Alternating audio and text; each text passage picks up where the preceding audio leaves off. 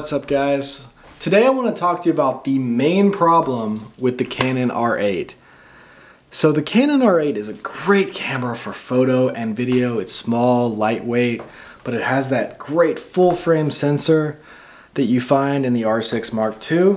But there's one main problem with it, and that is it just overheats so quickly. I film everything on this camera for YouTube in the lowest resolution, 1080, 23.9 frames a second. I don't film in 4K. I don't film anything like really high res, but it still overheats on me constantly. Every single day it overheats on me. I just film these short little clips. Now if I'm just filming inside like this, it's not gonna overheat.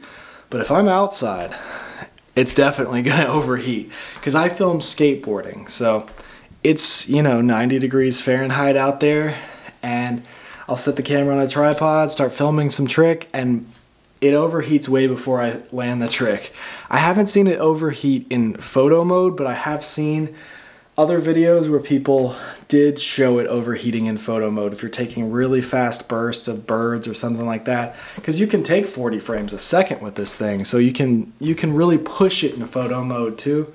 It's a great photography tool. This is probably Canon's best sensor. This is a great sensor. But yeah, that overheating kind of makes it just messes you up. If you wanted to use this professionally for like wedding video, stuff like that, you can definitely use it for wedding photography because you can send the images to your phone instead of having a backup card. But I think really all of Canon's cameras, except for the R5C that has a fan in it, just overheat if you're filming video. Like if you're filming weddings, a lot of times they're outside in the heat. So unless you had an umbrella with you to shade the camera from the direct sunlight, I don't know if you could use it. I know they do make, Ulanzi makes a fan for the back. That does work, but you have to put a sticker over the back and then stick those suction cups onto that sticker. Then there's another brand that makes a fan that you use a mount on the bottom of your camera and you mount it on there and it flips up and you can use it for like a cage or something like that. And yeah, that would maybe fix it, but it really overheats in the front of the camera around the metal ring.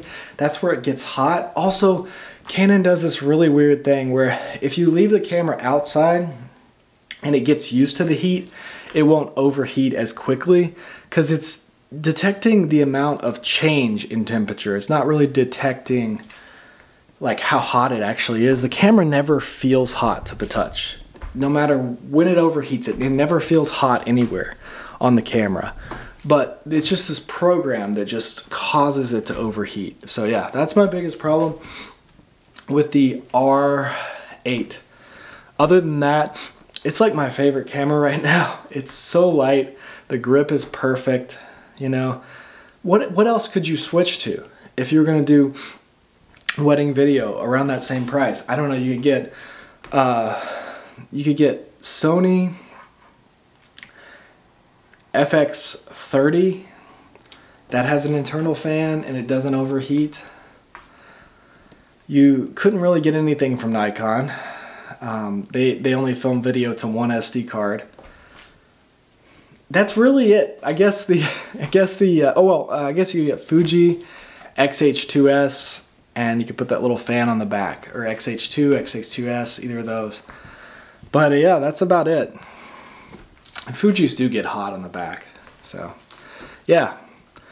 So R8, it's a good deal, especially if you're just doing short clips. Indoors, if you're filming indoors, it's probably not going to overheat. If you live in Canada or Alaska or Siberia or Antarctica, it might be the perfect camera for you. But if you live in Phoenix, Arizona, Texas, Brazil, the middle of Africa, probably not a good camera. So, hope you guys enjoyed this video. If you like this kind of content, scroll through my channel, check out my other videos, and hit that subscribe button because I got a lot more videos to come. Thanks for watching.